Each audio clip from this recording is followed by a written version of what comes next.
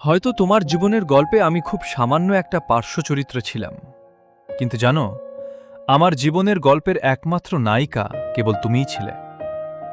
তোমার জীবনের গল্পটা ছিল একদম পিওর একটা লাভ স্টোরি, যার শেষে একটা হ্যাপি এন্ডিংও ছিল।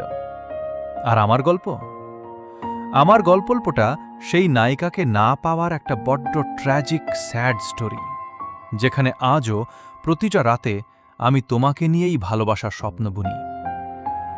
তবুও তোমার কাছে আমার কৃতজ্ঞতার শেষ নেই। তুমিই তো সেই প্রথম মানুষ যে আমাকে ভালোবাসা নামের সেই অদ্ভুত অনুভূতিটার সাথে পরিচয় করিয়ে দিয়েছিলে।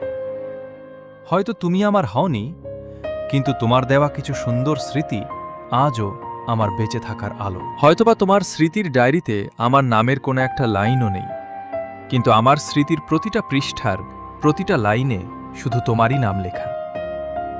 তোমার ওই চোখ দুটো আমাকে এমন এক নেশায় ডুবিয়ে দিয়েছে, যে নেশা হাজার বছরেও কাটবার নয়। মাঝে মাঝে বড্ড মনে হয়, বাস্তব জীবনে যদি সিনেমার মতো অলৌকিক কিছু ঘটত।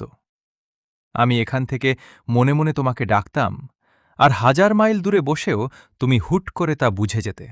Thank you for watching.